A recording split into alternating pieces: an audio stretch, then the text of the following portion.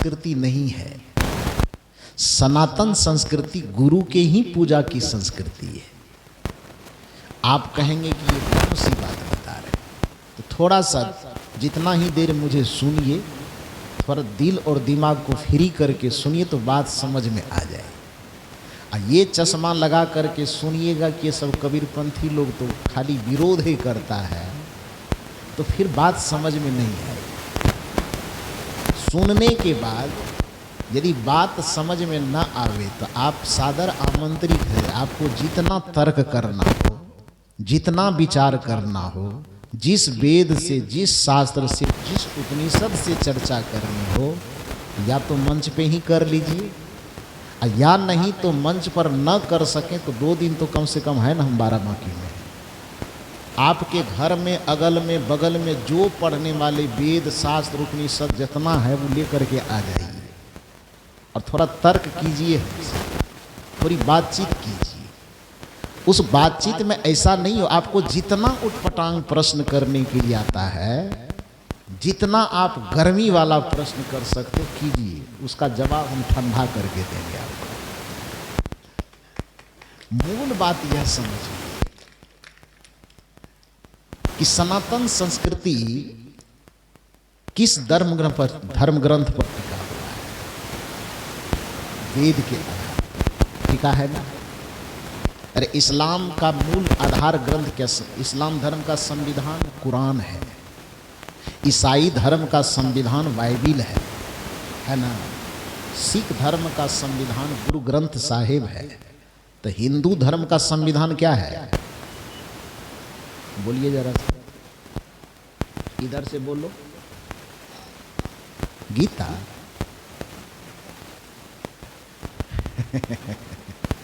अच्छा ठीक है। हिंदू धर्म का संविधान वेद है। गीता वगैरह, गीता रामायण ये सब तो बाद की सब चीजें। सनातन धर्म का आधार ग्रंथ है वेद।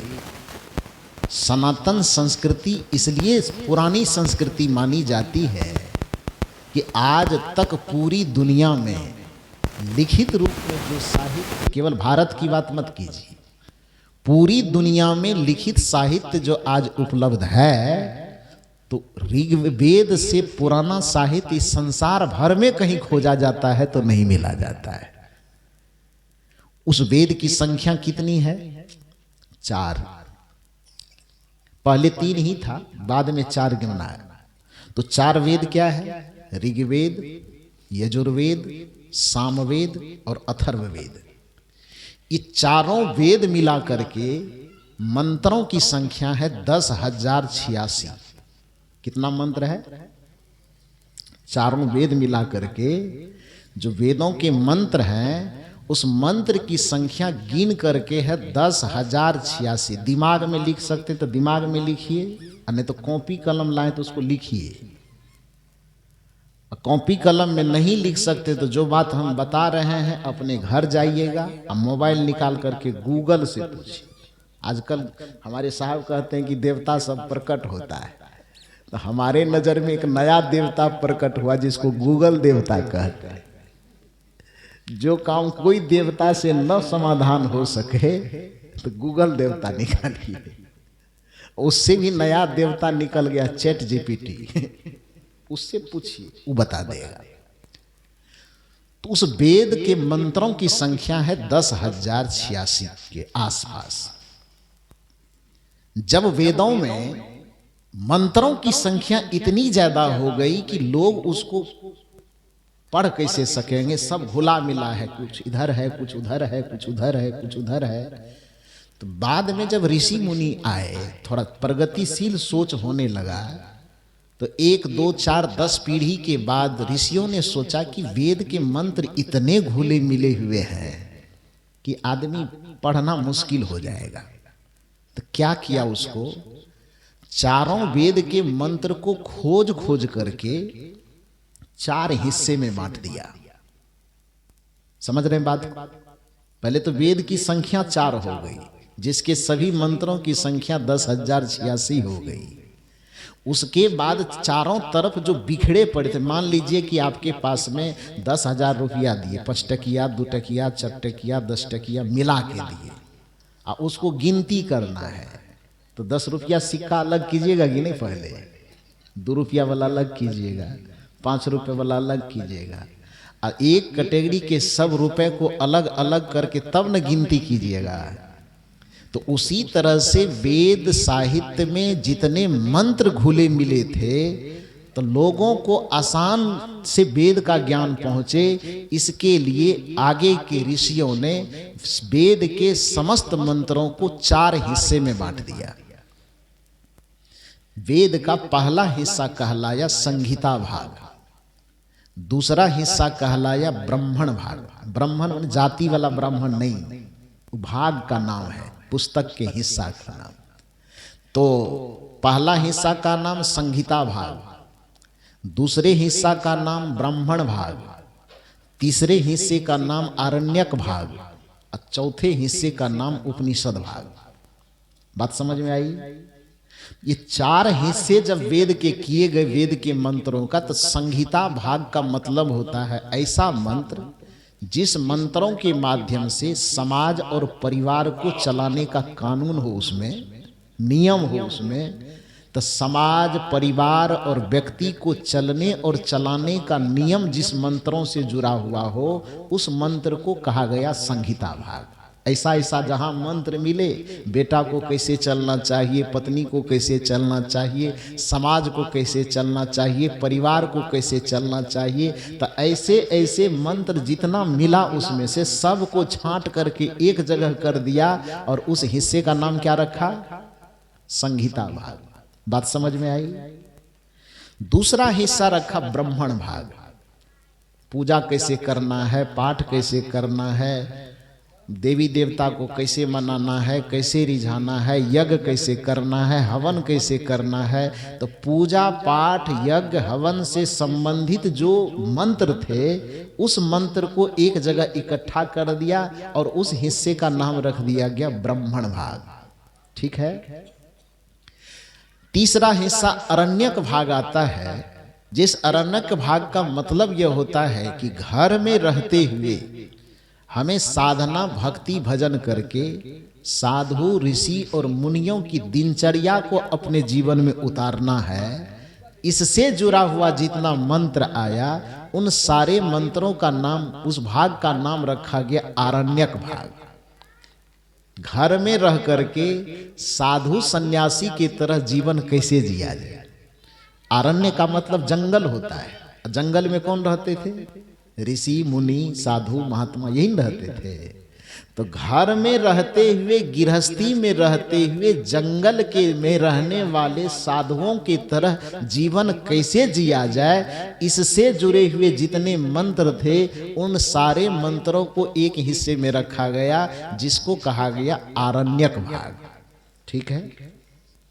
अब ये 3 के बाद सबसे ओरिजिनल चीज आता है, जिसमें ईश्वर का ज्ञान, आत्मज्ञान, परमात्म ज्ञान, ईश्वर की भक्ति कैसे करना चाहिए, इसका जो ज्ञान आया, मोक्ष को कैसे प्राप्त किया जा सके, मुक्ति को कैसे प्राप्त किया जा सके, आवागमन के चक्र को कैसे छोड़ा जा सके, वासना और प्रपंच से मुक्त कैसे हुआ जा सके, जो ये सनातन संस्कृति का क्रीम ज्ञान था, क्वालिटी वाला ज्ञान, उस हिस्से को कहा गया उपनिषद भाग। बात समझ में आ गई? तो पहले वेद को 4 हिस्से में बांट लीजिए। 4 हिस्से में बटा, संहिता भाग, ब्राह्मण भाग, आरण्यक भाग और उपनिषद भाग। ये 3 हिस्सा पर कोई चिंतन नहीं हो सकता। पूजा पाठ में क्या चिंतन करेगा? कलयुग में, सतयुग में जैसे जल ढारता था, आज भी ढारेगा, उसमें क्या परिवर्तन करेगा? कलयुग में जैसे टीका लगाता था, सतयुग में वैसे आज भी लगाएगा, उसमें क्या परिवर्तन हो सकता है? कुछ बदलाव होगा? उसमें कोई बदलाव की जरूरत नहीं है। रीति रिवाज परंपरा जितना चल रही थी वही चलते आ रही है, वही सब चलते रहेगी। उसमें ज्ञान विज्ञान की कहीं कोई जरूरत है नहीं, वो तो स्थूल चीज है वो। तो उसमें प्रगति नहीं होगी। समाज के लिए कोई नियम कानून बनाए जाएंगे तो उसमें क्या परिवर्तन करेगा? माता पिता की सेवा करनी चाहिए तो सतयुग में भी करनी चाहिए, द्वापर में भी करनी चाहिए, आज भी करनी चाहिए। इसमें क्या बदलाव की जरूरत है? पति पत्नी को कैसे रहना चाहिए, इसमें सतयुग रहे कि द्वापर रहे कि कलयुग रहे, इसके नियम में बदलने की कुछ जरूरत है? कोई जरूरत नहीं।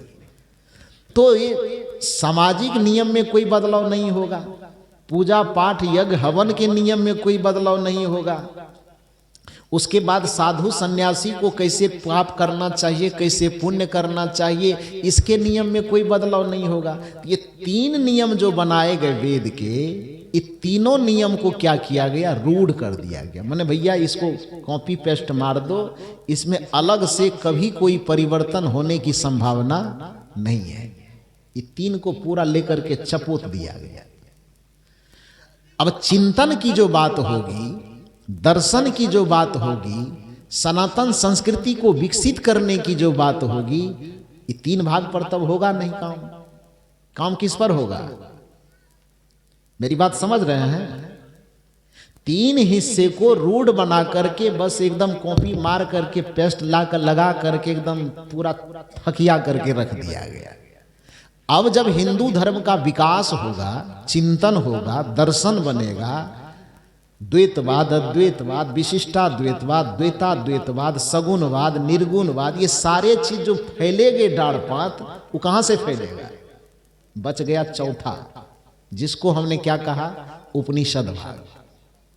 और उस उपनिषद भाग में विकास करने के कारण उपनिषद फैलते फैलते चिंतन करते करते करते करते उपनिषदों की संख्या 11 हो गई।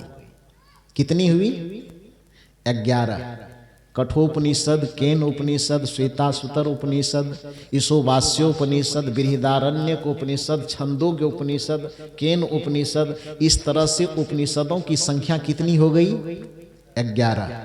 क्यों हो गई? क्योंकि इस 3 भाग पर तो कोई विचार नहीं होगा, कोई विश्लेषण नहीं होगा, उसको चपोत करके रख दिया गया।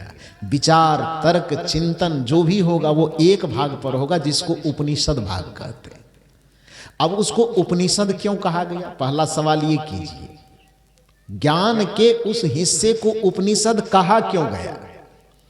क्योंकि इधर वेद के 3 हिस्सों का ज्ञान आदमी पोथी पढ़ करके भी सीख सकता है, परंपराओं से देख करके भी सीख सकता है, समाज के किसी पढ़े लिखे लोगों से सुन करके भी सीख सकता है। लेकिन जो ब्रह्म ज्ञान की बात है, आत्मज्ञान की बात है, मोक्ष की बात है, कल्याण की बात है, ईश्वर और परमात्मा के अनुसंधान की बात है, वह बात बिना गुरु के समीप बैठे हो नहीं सकता है। इसलिए उस आत्मज्ञान के रहस्य को उपनिषद कहा गया। और उपनिषद का मतलब ही होता है उप मन समीप, और निषद मन बैठना।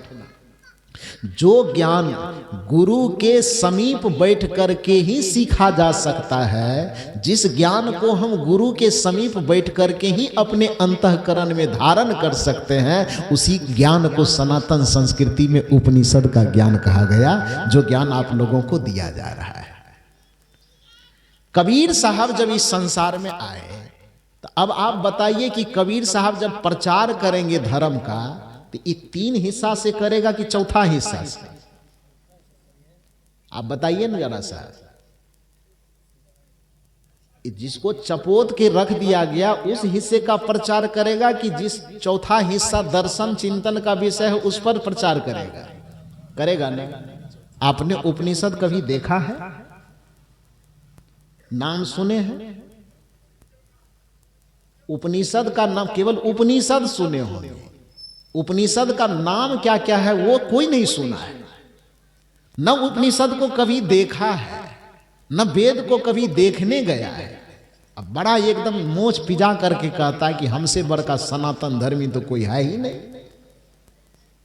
कभी वेद को देखा नहीं, कभी उपनिषद को देखा नहीं, उपनिषद के चिंतन को कभी देखा नहीं, वेदांत को कभी देखा नहीं, और कहता है कि कबीर साहब तो सनातन धर्म के बड़का विरोधी है।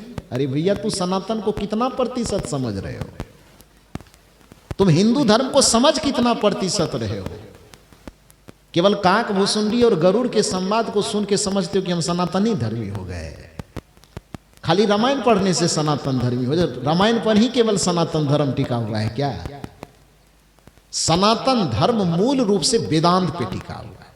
स्वामी विवेकानंद जब शिकागो की धरती पर गए, अमेरिका विश्व धर्म सम्मेलन में भाग लेने के लिए, अब पूरी दुनिया को हिंदू संस्कृति से अवगत करवाया, सनातन धर्म का झंडा जाकर के अमेरिका में फहराया, तो आप जानते हैं कि स्वामी विवेकानंद वहां जाके भागवत कथा बांच रहे थे। स्वामी विवेकानंद अमेरिका में जाके रामायण कथा बांच रहे थे कि भागवत कथा कि सत्यनारायण कथा? अमेरिका की धरती पर जाकर के सनातन संस्कृति का जो प्रचार किया गया वो रामायण के आधार पर नहीं किया गया, वो भागवत के आधार पर नहीं किया गया, बल्कि वो वेदांत के आधार पर किया गया। और वेदांत क्या है? उपनिषदों का निचोड़ वेदांत कहलाता है। संतों का जो ज्ञान है, खास करके कबीर साहब का जो ज्ञान है, उसी वेदांत का ज्ञान है। उस वेदांत के ज्ञान में जब भी आप आएंगे तो गुरु और शिष्य की परंपरा पहले आपको झलकेगी। मान लीजिए कि आप कठोपनिषद को उठाइएगा, तो कठोपनिषद क्या कह रहा है? कठोपनिषद कह रहा है कि नचिकेता और यम के बीच में संवाद हो रहा है। बृहदारण्यक उपनिषद उठाएंगे तो क्या करेंगे? उसमें मैत्रेयी और याज्ञवल्क्य के बीच में संवाद हो रहा है। छोड़ दीजिए और सारी बातें, रामचरितमानस ही उठाइएगा तो क्या कहिएगा? उसमें शिव और पार्वती का संवाद हो रहा है, काकभूषुंडी और गरुड़ का संवाद हो रहा है, याज्ञवल्क्य और भारद्वाज का संवाद हो रहा है, शबरी और श्री राम का संवाद हो रहा है। तो संवाद की प्रक्रिया जहां भी घटित होती है तो वो संवाद की प्रक्रिया गुरु और शिष्य के बीच में ही घटित होती है। गीता के बारे में हमारे अभी बता रहे थे महाशय, गीता क्या है? गुरु और शिष्य का ही संवाद है ना जी। कृष्ण जी गुरु के रूप में है और अर्जुन शिष्य के रूप में है। शिष्य उसे कहते हैं जो सीखने की प्रवृत्ति रखता है, और गुरु उसे कहते हैं जो आदमी के संशय का हरण करके उसके अंदर ज्ञान का बीजारोपण करता है, उसी को तो शिष्य कहा जाता है। तो पूरी की पूरी सनातन संस्कृति, चाहे रामायण को आप आधार दे के देखो, चाहे गीता को आधार दे के देखो, वो गुरु और शिष्य की परंपरा है। जिसको हम वैदिक संस्कृति कहते हैं, सनातन धर्म का मुख्य आधार कहते हैं, वह वेद भी तो पहले गुरु और शिष्य की परंपरा का ही अनुकरण करता था। इसलिए वेद का पुराना नाम था श्रुति। क्या नाम था? श्रुति। श्रुति का अर्थ क्या होता है? श्रुति का अर्थ होता है गुरु के द्वारा शिष्य जो सुन करके ज्ञान को धारण करता है, उस सुने हुए ज्ञान को क्या कहा जाता है? श्रुति। श्रुति नाम ही उसका इसलिए है क्योंकि गुरु के मुख से वह सुन करके सीखा जा रहा है। लिखित रूप में उस समय तो होता नहीं था, न कागज था, न कलम था, न ताम्रपत्र था। तो यही होती थी कि गुरु जी कह रहे हैं और शिष्य सुन रहे हैं, फिर शिष्य कुछ आगे बढ़ गया, वह गुरु बन गया, फिर दूसरा कोई शिष्य आया, उसको सुना दिया। तो हजारों वर्षों से गुरु के द्वारा शिष्य सुनते हुए फिर अपने शिष्य को सुना रहा है, फिर अपने शिष्य को सुना रहा है। इसलिए हमारे यहाँ वेद के ज्ञान को पूर्व नाम से यदि पुकारा जाएगा तो वेद को श्रुति के नाम से पुकारा जाता है। तो जो संस्कृति ही श्रुति पर टिकी हुई है, उस संस्कृति में हम ये कहें कि गुरु का कोई महत्व ही नहीं है, तो महान नासमझी की बात हो जाएगी। नहीं, पूरा सनातन धर्म गुरु शिष्य परंपरा पर टिका हुआ है। आश्चर्य की बात है कि लोग देवी और देवता में इतने ज्यादा उलझे हुए हैं कि गुरु के महत्व को समझ नहीं रहा है। जबकि आपकी संस्कृति यह समझाती है कि मान लीजिए कि आप किसी मुसीबत में फंसते हैं, किसी संकट में फंसते हैं, फट से आपको 33 कोटि में या 33 करोड़ में कोई देवी देवता नजर आ जाता है पहले। लेकिन एक सवाल अपने आप से कीजिए कि आप मुसीबत में फंसते हैं तो देवी और देवता के पास जाते हैं। टीवी का सीरियल देखे हैं ना, किताब उताब नहीं पढ़े होंगे तो अलग बात है। टीवी के सीरियल में रामायण, गीता, महाभारत, कृष्ण लीला ये सब देखे हैं कभी कि नहीं देखे हैं? बचपन में तो देखे ही होंगे। तो आपके हमारे ऊपर संकट आ जाता है तो हम देवी देवता को खोजते हैं, और जिस देवी देवता के ऊपर संकट आता है तब वो किसको खोजते हैं? मेरे सवाल को समझ रहे हैं कि हमारे ऊपर कोई परेशानी आई तो हम खोजने गए देवी और देवता। अब देवी और देवता के ऊपर में परेशानी आई, तब वो किसको खोजने जाते हैं? नहीं मालूम है? वो अपने गुरु को खोजने जाते हैं। और देवताओं के गुरु का नाम क्या है? बोलिए। भारत में जन्म क्यों लिए हैं? यदि याद नहीं है तो खाली सत्यनारायण कथा करने से होगा? 33 कोटि देवता जो कहते हैं, वो देवताओं के गुरु का क्या नाम है? महर्षि बृहस्पति। और जिसको राक्षस कहते हैं आप, जिसको दानव कहते हैं आप, देखिए संस्कृति कितनी उदार है आपके हिंदू धर्म की, कि देवता के तो गुरु है ही, जिसको आप राक्षस कहते हैं, दानव कहते हैं, उसके गुरु हैं कि नहीं है? उसके गुरु का नाम क्या है?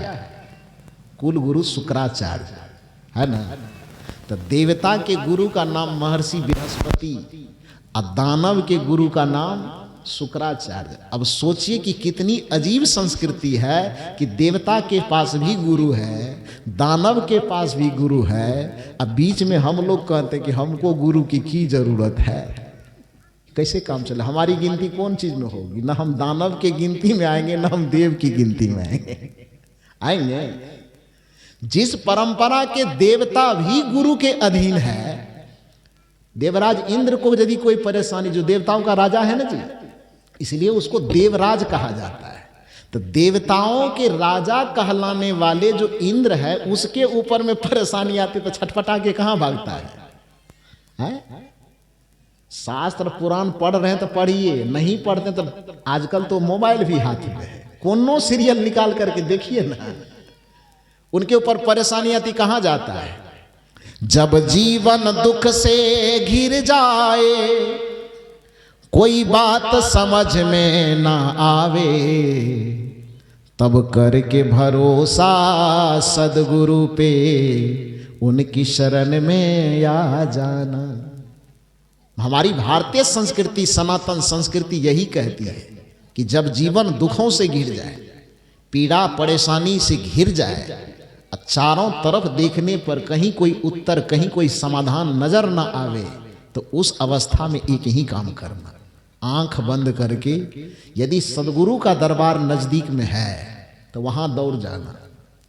दरबार यदि नजदीक में नहीं है तो बस आप आंख बंद करके बैठ जाना अपने मानस पटल पर, जिसको आज्ञा चक्र कहा जाता है, जहां हम तिलक लगाते हैं, उस जगह पर गुरु की मूर्ति का स्मरण करना और अपनी समस्या गुरु के चरण में अर्पित कर देना कि हे गुरुदेव, रास्ता आप ही निकालिए। आप यकीन करो कि 5 से 10 मिनट बीतते बीतते आपके सामने वो रास्ता निकल करके तैयार होगा और समस्या से मुक्त हो जाएंगे आप।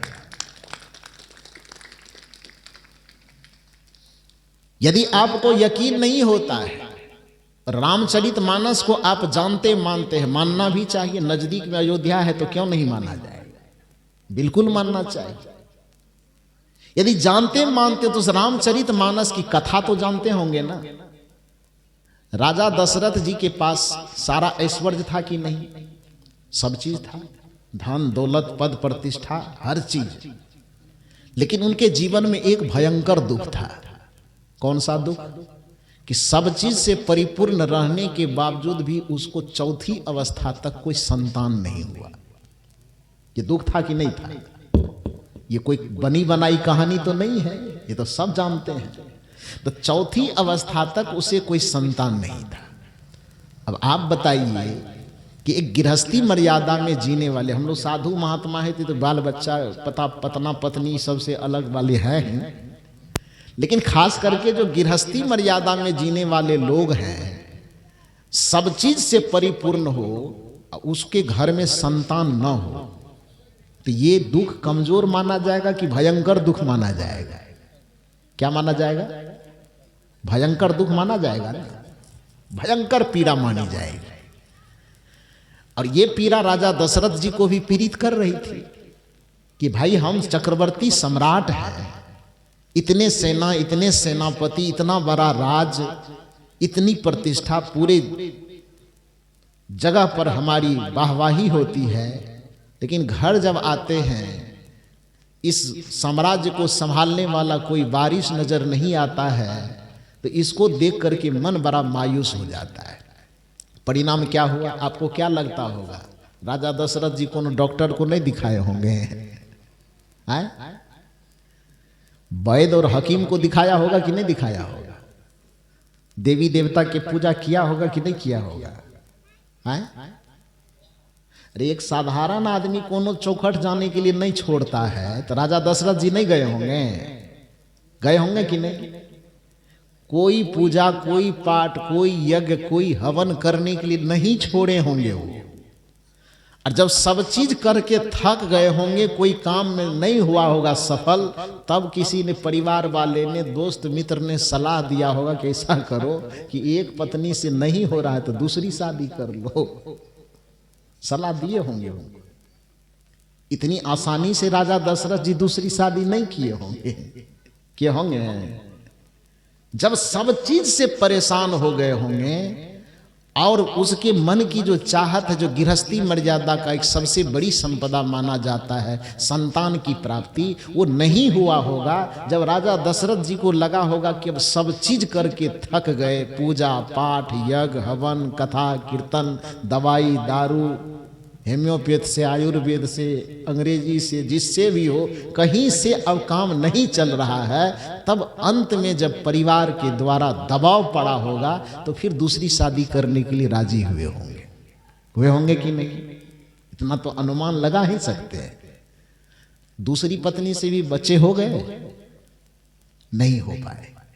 फिर देखते देखते कितना दिमाग आजीज हो गया होगा, लोगों का ताना सुनते सुनते, लोगों की बात सुनते सुनते, अंत में क्या हुआ? तीसरी शादी भी करनी पड़ी ना। 3 शादी होने के बावजूद भी संतान हो गया। थोड़ा जोर से बोलिए, उधर वाली बोलो, वृंदावन बिहारी लाल की। हाँ, तब बोल ही नहीं रही है। तो संतान हो गई कि नहीं हुई? नहीं न हुई। तीसरी शादी करने के बावजूद भी जब संतान नहीं हुआ, राजा दशरथ हार गए। सब तीर्थ व्रत, पूजा पाठ वगैरह वगैरह से मन का भरोसा टूट गया ना। टूट जाने के बाद वो कौन है? ध्यान दीजिए, जिसको आप भगवान कहते हैं, मानते हैं, उस भगवान के वो पिता है ना। जब वो थक गए सब चीज से, तो थक जाने के बाद अंत में एक दिन वह गुरु वशिष्ठ के चरण में जाकर के गिर जाते हैं। विचारक कहते हैं, चला है आज राजा जोगिया को मनाने।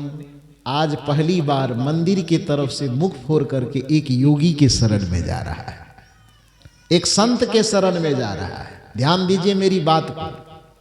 चला है आज राजा जोगिया को मनाने, योगिया को मनाने, गुरुदेव को रिझाने। चला है आज राजा जोगिया को मनाने। आज पहली बार गुरु आश्रम की तरफ राजा दशरथ जी का मुख हुआ। गुरु वशिष्ठ के दरवाजे पर जाते हैं और राजा दशरथ जी उनके चरणों में गिर जाते हैं। जब चरण में गिर गए राजा दशरथ जी, पहली बार विश्वामित्र ने देखा कि वशिष्ठ जी ने देखा कि आज राजा दशरथ एक शिष्य के तरह चरणों में लेटा हुआ है। वशिष्ठ जी गर्दन पर हाथ रख करके उठाते हैं और राजा दशरथ से पूछते हैं, क्या परेशानी है? राजा दशरथ ने कहा कि 3 ठो शादी कर लिए, अभी भी दुख पूछने के लिए बाकी है, चौथा करवाने का विचार है क्या? है? अभी भी पूछ रहे हैं क्या तकलीफ है? चारों तरफ से जब हार गया, कहीं से कोई सहारा नजर नहीं आया, तब गुरु के दरबार की तरफ नजर गई। दरबार में सच्चे सदगुरु के दुख दर्द मिटाए जाते हैं। दुनिया के सताए लोग यहाँ सीने से लगाए जाते हैं। जो पूरी दुनिया से ठुकरा दिए गए लोग होते हैं, जब वो गुरु के पास जाते हैं तो सीने से लगा लिए जाते हैं। राजा दशरथ जैसे ही गुरु वशिष्ठ के चरण में गिरे, वशिष्ठ जी कांधे पर हाथ दे करके उठाते हैं और पूछते हैं, राजन इस तरह से क्यों लेटे हैं? महाराज दशरथ ने कहा, गुरुदेव मेरी तकलीफ ऐसी है जिससे आप भी अवगत हैं, बताने की आवश्यकता नहीं। वशिष्ठ जी ने कहा कि आपके तकलीफ से अवगत तो हैं, लेकिन इंतजार इसी दिन का था, बड़ी लेट कर दिए। काश यदि तुम पहले इस दरवाजे पर अपना सर झुकाने आते तो पूरी दुनिया तुम्हें सर झुकाने की नौबत नहीं आती। दुर्भाग्य है कि आदमी के मन का विश्वास इतना कमजोर है, संत के प्रति, गुरु के प्रति उसके मन में इतना अविश्वास भरा हुआ है, उसको लगता है कि मंदिर के चौखट पे सर झुकाना ठीक है, गुरु के चरण में सर झुकाने की क्या जरूरत है। वशिष्ठ जी ने कहा कि राजन, जो भूल दुनिया करती है वो भूल आपने भी किया कि पहले पूरी दुनिया चक्कर मार लिया और पूरी दुनिया से थक जाने के बाद जब कहीं कुछ नजर नहीं आया तब अंतिम में तुम गुरुदेव के दरवाजे पर आए हो। काश यदि पहले ही गुरुदेव के दरवाजे पे आके सर झुका देते तो पूरी दुनिया के किसी के सामने सर झुकाने की नौबत नहीं आती, लेकिन तूने ये काम किया नहीं।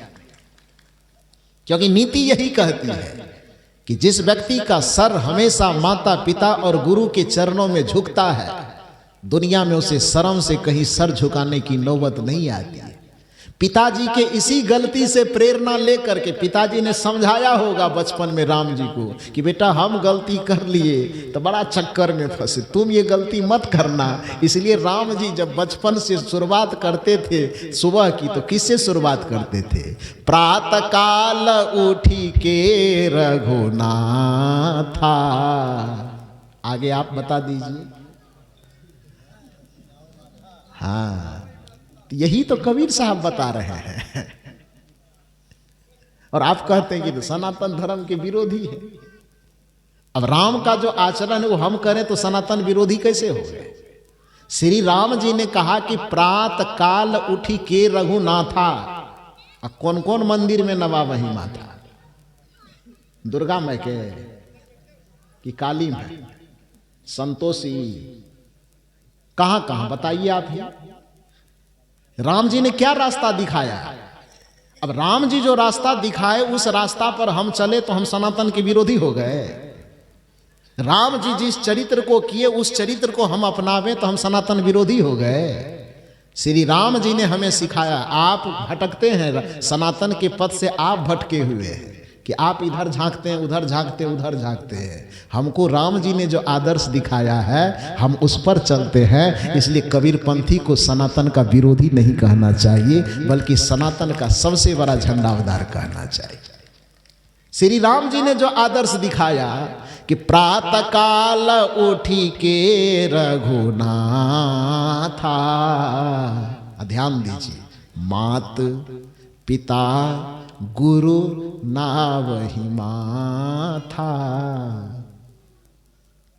इस सनातन में तो तीने देवता बताया, वेद 4 बताया, मातृदेवो भव, पितृदेवो भव, आचार्य देवो भव, और चौथा में एक्स्ट्रा में रख लिया अतिथि देवो भव। लेकिन मुख्य रूप से ये 3 देवता की ही गिनती की गई, मातृदेवो भव, पितृदेवो भव, आचार्य माने गुरुदेव। आचार्य गुरु को कहा जाता है, तो गुरुदेवो भव। यही राम जी का दर्शन है कि माता पिता गुरु नावहि माथा, माता पिता और गुरु के चरण में शीश झुकाना चाहिए। यही आपको कबीर साहब ने, और कबीर साहब के मंच पर बैठने वाले चाहे जहाँ के संत हों वो आपको यही बताते हैं कि यदि तूने माता पिता की सेवा कर ली और गुरु के चरण की वंदना कर ली तो तुम्हारा भक्ति पूरा हो गया। तो फिर ये सनातन का विरोधी कैसे हुआ? बताइए किस आधार पर, कैसे कहते हैं कि ये पूजा पाठ को नहीं मानता?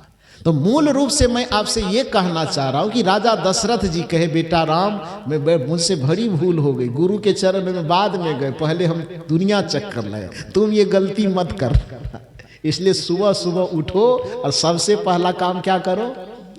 माता पिता और गुरु के चरण में जाकर के शीश झुकाओ। तो राजा दशरथ जब वशिष्ठ जी के चरण में जाके लेटे हैं, वशिष्ठ जी ने कहा कि यदि ये काम कर लिए होते तो दूसरे जगह जाने की नौबत नहीं आती। राजा दशरथ के आंख से आंसू झर रहे हैं। वशिष्ठ जी ने कहा, रो मत। गुरु के चरण में झुकने वाला आदमी रोता नहीं है। जाओ, मैं तुझे वरदान देता हूं कि आज के बाद तुम्हारे आंख में कभी आंसू नहीं आएंगे, और जिस पुत्र की अभिलाषा के लिए पूरी दुनिया में तू ललायित हो रहा है, आज गुरु का आशीर्वाद है कि तेरे आंगन में 4-4 बच्चे खेलेंगे। रास्ता में बता रहा हूं, क्योंकि मैं तुम्हारा नमक खा रहा हूं, इसलिए ये यज्ञ मैं तुमसे संपन्न नहीं कर सकता। मैं गुरु तो हूं, लेकिन कुल गुरु हूं। तुम्हारे नमक पर मेरा पालन पोषण हो रहा है। तो इस वजह से जैसे एक पिता अपने पुत्र को पढ़ा नहीं सकता, कितना बड़ा मास्टर हो, अपना बच्चा को पढ़ाने के लिए दूसरे से ट्यूशन दिलवाना पड़ेगा ना। कितना बड़ा डॉक्टर हो, यदि उसको अपने बेटे अपने पत्नी की ऑपरेशन करने की नौबत आवे तो अपने से कर देगा? हो जाएगा? वो चाकू चलवे नहीं करेगा, ऑपरेशन करने वाले चलेगा। तो इसके लिए क्या करना होगा? कितना बड़ा डॉक्टर हो, ऐसा ऑपरेशन करने वाला कि दिन में 50 ऑपरेशन करता हो, उसके बावजूद भी यदि उसके अपने परिवार के किसी सदस्य को ऑपरेशन की नौबत आवे तो किसी दूसरे डॉक्टर के पास भेजेगा ना। वही चीज कुलगुरु वशिष्ठ समझा रहे हैं कि मैं गुरु तो हूं, लेकिन तुम्हारे नमक पर मेरा भरण पोषण हो रहा है, इसलिए हम भी तुम्हारे परिवार के हिस्से हो गए। और ये जो पुत्रेष्टि यज्ञ है, ये यज्ञ मैं नहीं कर सकता हूं, लेकिन मैं तुम्हें भेजूंगा भी तो कोई मंदिर नहीं भेजूंगा, मैं भेजूंगा तो एक संत के पास भेजूंगा। उस संत का नाम है महर्षि श्रृंगी ऋषि। उनके शरण में जाओ और उनसे आशीर्वाद प्राप्त करके फिर अपने जीवन को धन्य करो, तुम अपनी मनोकामना पूरी करो। सवाल यह होता है कि जिसको हम भगवान कह रहे हैं, उस भगवान के पिताजी के ऊपर संकट आया, तो उसके संकट को दूर कौन किया? 33 करोड़ वाला कि संत वाला? थोड़ा जोर से बोलिए, इधर वाला बोलो ना। है? किसने किया जी? ये मंदिर वाला किया? तीर अयोध्या वाला भी नहीं किया। तब कौन किया? एक संत किया। और संत की भूमिका जो होती, गुरु की भूमिका होती। तो मेरे कहने का अभिप्राय यह है कि सदगुरु कबीर साहब की परंपरा में जो गुरु को महत्व दिया जाता है, तो लोगों की धारणा में ये बात बैठ जाती है कि गुरु की परंपरा वाले लोग जो है ना, ये देवी देवता की परंपरा को नहीं मानते। दूसरे को कहते हैं ये देवी की पूजा मत करो, ये देवता की पूजा। अरे भैया, ये अध्यात्म के विज्ञान की ये शर्त है। चाहे वो कबीर साहब के अनुसार चलो, कि कृष्ण के अनुसार चलो, कि राम के अनुसार चलो, कि हनुमान के अनुसार चलो, भक्ति जब भी करने चलेंगे आप, तो भक्ति का नियम ही है कि सबको छोड़ करके एक को मानना पड़ेगा। आप कहे कैसे? कबीर साहब के अलावा भी ऐसा कोई कहा है क्या? किससे पुरवा दे? आपको नाम बोलिए। आप नाम बोलिए, किससे पुरवाना चाहते हैं? हनुमान जी को जानते हैं कि नहीं? हनुमान जी से पुरवा दें, शंकर जी से पुरवावें कि राम जी से? किससे साक्षी गवाही ले लें? बताइए किस पर मानिएगा? चलिए हनुमान जी से पहले कहवा दें। हनुमान जी, हनुमान चालीसा कभी तो पढ़े होंगे, नहीं पढ़े होंगे तो कभी कभी हॉर्न से सुनने का मौका मिला होगा कि नहीं मिला होगा? मिला होगा ना। चालीसा 40 चौपाई का तो ग्रंथ है उसका, और यहाँ भी बजता है, तब तो सुने जरूर होंगे। तो यहाँ बजता, हनुमान जी है क्या इसमें? दुर्गा जी, अच्छा दुर्गा मैया है, ठीक है, कोई बात नहीं, हनुमान जी भी है। तो हनुमान जी की जब आरती बजती है, कैसेट बजता है, तो उस हनुमान जी के कैसेट में एक भक्त गया और हनुमान जी से पूछता है कि हे हनुमान जी, आप अष्ट सिद्धि नवनिधि के दाता हैं, हम आपकी भक्ति करना चाहते हैं, और आपके भक्ति के माध्यम से ही हम रिद्धि सिद्धि सब सुखों को पाना चाहते हैं। इसके लिए कौन सी शर्त माननी होगी? तो हनुमान जी ने क्या कहा? हनुमान जी ने कहा कि मेरा भक्त बन करके यदि अष्ट सिद्धि और नवनिधि को पाना चाहते हो तो भक्ति तो बाद में करना, लेकिन मेरी भक्ति की पहली शर्त सुन लो। और वह शर्त क्या है? और देवता चीतन धरई, हनुमत से सर्व सुख लहई। ये हनुमान चालीसा की पंक्ति है कि नहीं है, पहले ये बताइए। है ये हम लिखे हैं अनुभव साहब लिखे हैं, ये हनुमान चालीसा में लिखा गया है। ये कोई बहुत बड़ा ग्रंथ नहीं है कि इसको पलटने में आपको 50 दिन लग जाएगा। ये 4 मिनट में 2 मिनट में पूरा पन्ना पलट लीजिएगा, पढ़ लीजिएगा। तो ये साखी, ये दोहात, ये चौपाई सुने होंगे आप। और देवता चीतन धरई, हनुमत से सर्व सुख लहई। सुने होंगे हजारों बार, आज मेरे मुंह से सुनकर के इसका अर्थ कीजिए थोड़ा सा। इसका अर्थ क्या होता है? और देवता चित्त न धरई, हनुमत से सर्व सुख लहई। इसका अर्थ कीजिए जरा सा। हम कोई पंडित जी नहीं हैं कि आपको संस्कृत का इधर से उधर गुत्थी घुमा देंगे। आप अपने दिमाग से पहले इसका अर्थ कीजिए। और देवता चित्त न धरई, और किसी देवता को अपने चित्त में धारण मत करो। हनुमत से सर्व सुख लहई। यदि तुम भक्ति करना चाहते हो तो भक्ति की एक ही शर्त है कि यदि हनुमान के भक्त होना चाहते हो तो बस हमको मानो, अब बाकी और किसी देवता को चित्त में धारण। थोड़ा जोर से बोलिए, सुनाई नहीं पड़ रही है। बिहार जाएंगे तो कान का इलाज हम करवा लेंगे, अभी थोड़ा कम सुनाई दे रहा, ठंडी का असर है ना। तो थोड़ा जोर से आप बोलिए, बोलेंगे ना। और देवता चित्त न धरई। अब हनुमान जी कह रहे कि और किसी देवता को चित्त में धारण मत करो, तो हनुमान जी देवता के विरोधी हो गया है? भगवान श्री कृष्ण से अर्जुन ने पूछा कि हे भगवान, आपको ईश्वर का स्वरूप में मानता हूं, आपकी भक्ति करके ही हम आत्म कल्याण पाना चाहते हैं, आप बताइए आपकी भक्ति कैसे करें? भगवान श्री कृष्ण ने कहा भक्ति वक्ति बाद में कर लो, पहले शर्त सुनो। का सुना दीजिए। श्री कृष्ण ने गीता में कौन सी शर्त लगाई? शर्त यह लगाई कि मेरी भक्ति समझना करना बाद में, लेकिन पहले शर्त सुन लो कि सर्वधर्म परित्यज्य माम एकम शरणम व्रजः, कि सभी धर्म और धार्मिक कर्मकांडों का परित्याग करके माम एकम शरणम व्रजः, सिर्फ मेरे शरण में आ जाओ, तभी तुम्हारे भक्ति की शुरुआत हो सकेगी। अन्यथा यदि तुम्हारा मन 33 करोड़ देवी देवताओं में यदि भटकता रह गया तो फिर चाहे मेरे पास भी बैठे रहोगे फिर भी तुम्हारे भक्ति की शुरुआत नहीं होगी। इसलिए भक्ति की शर्त ही यह है कि सर्वधर्म परित्यज्य, सभी धर्म और धार्मिक विधानों का परित्याग करके माम एकम शरणम व्रजः, सिर्फ मेरे शरण में आ जाओ तभी तुम्हारा कल्याण होगा। तो जब यहां कृष्ण जी कह रहे कि सर्वधर्म परित्यज्य, धर्म और धर्म के नाम पर फैले समस्त कर्मकांडों का पहले परित्याग करो, अब माम एकम शरणम व्रजः, सबसे पहले मेरे शरण में आ जाओ, तो अब क्या कहेंगे? कृष्ण जी को सनातन का विरोधी है? कबीर साहब यही तो सिखा रहे हैं कि एक साधे सब सधे, सब साधे सब जाए, माली सींचे मूलते फूले फले अघाए। आप ये बात सुन करके कहते कबीरपंथी तो कुछ मानवे नहीं करे।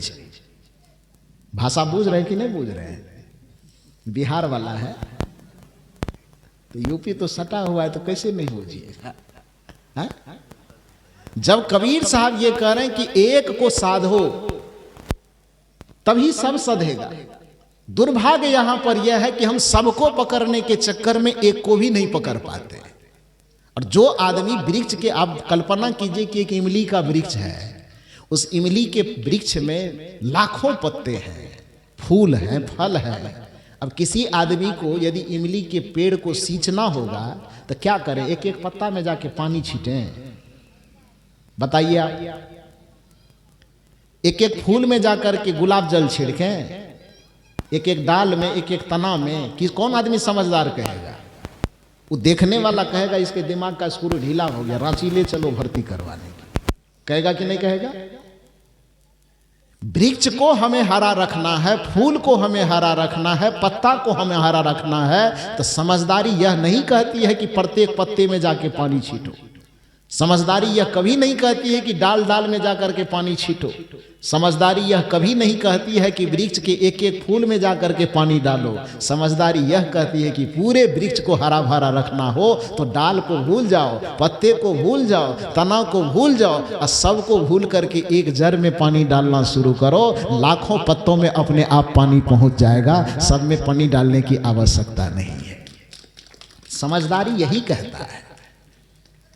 यही बात सदगुरु कबीर सिखाना चाहते हैं आपको। ये भक्ति छोड़ने कहाँ कहते हैं आपको, देवी एवं देवता को छोड़ने कहाँ कहते हैं आपको। ये कहते हैं कि भक्ति की शर्त यही है कि एक को आस्था विश्वास के साथ उस पर दृढ़ आस्था रखते हुए बाकी सबका आदर करो, सम्मान करो। जैसे एक स्त्री का विवाह होकर के जब ससुराल में जाता है तो उसका समर्पण केवल एक पति में होता है। आस्था वो अपने देवर से भी रख सकती है, आस्था अपने बड़े भाई, जिसको यहाँ की भाषा में क्या कहते हैं, ज्येष्ठ के प्रति भी रख सकते हैं, अपने ससुर के प्रति भी रख सकते हैं। परिवार में यदि 50 सदस्य है, 50 सदस्य के प्रति आदर सम्मान सेवा का भाव रखेगी, लेकिन समर्पण की बात जब आएगी तो समर्पण एक पति में करेगी। जैसे एक स्त्री के लिए सबके प्रति समर्पण और बाकी सभी परिवार के सदस्यों के प्रति आदर और सम्मान का भाव रखना आवश्यक है, उसी तरह से भक्ति की यह शर्त है कि 33 करोड़ में जो कोई एक इष्ट आपको पसंद आ जाए, उस एक इष्ट के प्रति पूर्ण समर्पण करिए और बाकी सबके प्रति आस्था का भाव रखिए। तभी भक्ति की शुरुआत हो सकेगी, तभी भक्ति आपका सफल हो सकेगा। यही बात कबीर साहब बताना चाहते हैं कि हम गुरु मार्गी हैं। हमारा कर्तव्य है कि हम सबसे पहले गुरु की वंदना करें, गुरु की पूजा करें, गुरु की सेवा करें, गुरु की आराधना करें। और यही सनातन संस्कृति बताता है। मैंने कहा है आपको कि आपके ऊपर कोई परेशानी आएगी तो देवी देवता को खोजते हैं, लेकिन देवी देवता के ऊपर कोई परेशानी आती है तो वो किन को खोजते हैं, वो गुरु को खोजते हैं। और राजा दशरथ जो भगवान श्री राम जी के पिता कहलाते हैं, जब गुरु के कृपा से उनके जीवन का दुख दूर हो गया, तो आपको कहीं ये न लगे कि मैं बना करके कह रहा हूं, इसलिए रामचरितमानस का एक उदाहरण दे करके फिर मैं बात को समाप्त करूंगा, आप बैठ जाइए। तो महाराज दशरथ जब सब चीज से परिपूर्ण हो गए, 4 बच्चे घर में खेलने लगे, तब तो खुशी का कोई ठिकाना नहीं रहेगा, पूरा खुशहाल हो गए, आनंद से एकदम पूरा नगर उत्सव मनाने लगा। तब जाकर के एक आदमी आया और राजा दशरथ जी से पूछा कि आज जो आपको ये खुशी मिली है, आज जो आपको ये आनंद मिला है, ये आनंद कैसे मिला। ये तो दुनिया का नियम है ना जी, जब किसी व्यक्ति को सफलता मिल जाती है तो मीडिया वाले पूछने आता है कि नहीं। यदि कोई व्यक्ति स्टेट टॉपर कर जाए, यूपीएससी आईपीएस पास कर जाए, तो उसको पूछने जाता है ना, कोचिंग कहाँ से लेते थे, सिलेबस कौन कौन सा पढ़ते थे, नोट्स किसने दिया था, ये सवाल करता है कि नहीं करता है। उसकी बात छोड़ दीजिए, यदि आप खेती गृहस्थी करते हैं, आप अपने खेत में फसल लगाए, आपके पड़ोस के लोग भी फसल लगाए हैं, अड़ोस पड़ोस अगल बगल से यदि 2-4 मन कट्ठा यदि ज़्यादा पैदा हो गए आपको, तो उसमें पूछेगा कि नहीं। मीडिया वाला नहीं पूछे, लेकिन अगल बगल गाँव वाले जरूर पूछेगा कितना यूरिया मारे थे हो, पटवन कितना बार किए थे, बीज कहाँ से लाए थे, ये पूछेगा कि नहीं पूछेगा। मतलब यह है कि जब आपका जीवन सफलता के मुकाम को छूता है तो आपके उस सफलता के रहस्य को जानने के लिए लोग उत्सुक होते, पूछते हैं आपसे, सवाल करते हैं। तो जो राजा पुत्र की प्राप्ति के लिए 3-3 शादी कर लिए और चौथी अवस्था में पुत्र हो गया, तो पहले से सब चीज से तो संपन्न था ही, एक कमी जो थी वो कमी पूरा हो गया, तो अब लोग जाएगा ना पूछने के लिए। उस समय का जो मीडिया वाला होगा, अभी तक वाला तो नहीं होगा, लेकिन उस समय का जो मीडिया वाला होगा वो पूछने गया होगा कि महाराज आपके परिवार में जो इतनी खुशी आई, इतना उमंग आया, इतना उत्सव मना रहे हैं सब, आकाश पाताल धरती वाले सब, आप बताइए कि ये खुशी जो आपको मिली वो कौन पूजा करने से। क्योंकि आदमी के दिमाग में तो यही धारणा जाता है कि कोई न कोई जग पूजा जप मंत्र कुछ जरूर किया होगा, तब जाके ही सफल हुआ है। होता है ना।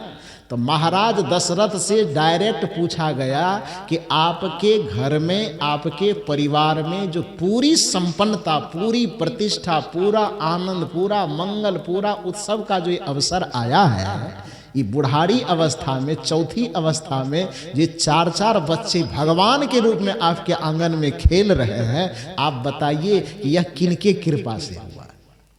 महाराज दशरथ बड़े ईमानदार थे, वो चाहते तो कह देते कि पंडित जी की कृपा से हुआ है। वो चाहते तो कह देते कि फलाना यज्ञ किए ना तो उस यज्ञ के कारण हुआ है। चाहते तो वो कह देते। खीर खिलाने वाला भी कहानी हम ही लोग कहते हैं, नहीं कहा राजा दशरथ जी ने। हाँ, महाराज दशरथ से पूछा तो महाराज दशरथ ने कहा कि तुम्हारे नजर में क्या धारणा है, कोई यज्ञ करने से मिला है, कोई देवी देवता का पूजा पाठ करने से मिला? नहीं जी। तब सुनिए, और यदि यकीन न हो तो रामचरितमानस आपके पास है कि नहीं है? ना, घर में सुबह सुबह मेरे पास लेके आइएगा, मेरे पास लेके आइएगा। जो पंक्ति में कह रहा हूं वो दिखाऊंगा आपको। वो क्या है वो पंक्ति? महाराज दशरथ कहते हैं कि हमारे यहाँ जितने भी खुशी की बात आई है, पद प्रतिष्ठा धन दौलत साम्राज्य जो कुछ भी आया है, और आज हमारे घर में 4-4 पुत्र भगवान के रूप में जो हमारे आंगन में खेल रहे हैं, ये दुनिया के किसी देवी देवता के पूजा के प्रताप से नहीं, बल्कि जिस कारण से मिला वो कारण बताते हुए महाराज दशरथ कहते हैं, जे गुरु चारण रेणु सिर धरही, तेजन सकल विभव बस करही। ये कौन कह रहे हैं भाई? ये भगवान के पिताजी कह रहे हैं। बात समझ में आ रही है? भगवान के पिताजी समझते हैं कि नहीं समझते हैं? पिताजी, तो पिताजी को इधर क्या बोलते हैं? हमारा बिहार की भाषा में बाप बोला जाता है, यहाँ पिताजी पापा। हाँ ठीक है, तो राम जी के पापा जी ही कह लीजिए। बिहार में रहते तो राम जी के बाप कहते हैं, और क्या होगा? तो पापा कहिए, पिताजी कहिए, बाप कहिए, मतलब भाषा का केवल अंतर है, मतलब तो वही है। मूल बात यह है कि महाराज दशरथ जो भगवान के पिता हैं, वो कहते हैं कि हमारे घर में सुख समृद्धि और शांति का जो कुछ भी दिखाई दे रहा है, उसके कारण में देवी देवता भगवान भगवती के पूजा नहीं है। तब क्या है? जे गुरु चारण रेणु सिर धरही, तेजन सकल विभव बस करही। कि जो व्यक्ति नित प्रति अपने गुरु के चरण शरण हो करके उसके चरण रज को अपने मस्तक पर धारण करता है, कबीर साहब यही तो कह रहे हैं कि गुरु को सिर पर राखिए, राजा दशरथ कह रहे हैं मस्तक पर धरही। दोनों में अंतर है। जे गुरु चरण रेणु सिर धरही, तेजन सकल विभव वश करही। राजा दशरथ गारंटी दे रहे। कौन है वो? भगवान के पापा है ना, वो गारंटी दे रहे हैं। यहां कबीर साहब गारंटी दे रहे हैं कि गुरु को सिर पर राखिए, चलिए आज्ञा माही। गारंटी पेपर ये ले लो कि कहीं कबीरता दास को 3 लोक डर ना, ये भी गारंटी पेपर है। यहाँ कबीर साहब का गारंटी पेपर गुरु के नाम से, और वहाँ राजा दशरथ का गारंटी पेपर किसके नाम से? गुरु के नाम से। दोनों का गारंटी पेपर एक जैसा है। जे गुरु चारण रेणु सिर धरही, तेजन सकल विभव बस करही। जो नित्य प्रति गुरु के चरण के रज को अपने मस्तक पर धारण करता है, विनम्रता से गुरु के चरण में शीश झुकाता है, वह आदमी दुनिया का ऐसा सौभाग्यशाली आदमी है कि वो भौतिक आध्यात्मिक सभी संपदाओं को अपनी मुट्ठी में कर लेता है। यही तो मनुष्य की चाहत है। इसलिए सनातन संस्कृति कहती है कि और किसी की पूजा करना न करना बाद में देखा जाएगा, लेकिन अपने जीवन में गुरु को धारण करना और गुरु के चरण की सेवा करना, ये सनातन संस्कृति का हिस्सा है। यदि इससे भी आपको यकीन नहीं होता है तो हनुमान जी से और थोड़ा बढ़िया से पूछिए कि गुरु की जरूरत है कि देवी देवता की। हनुमान जी का देवी देवता पकड़ो न पकड़ो बाद में फैसला कर लेंगे, लेकिन शुरुआत कहां से करना? श्री गुरु चरण सरोज रज निज मन मुकुर सुधार, वरनौ रघुवर विमल जसु जो दायक फल चार, बुद्धिहीन तनु जानिके सुमिरौ पवन कुमार, बल बुद्धि विद्या देहु मोहि, हरहु कलेश विकार। ये पंक्ति हम बनाए हैं। हाँ साहब जी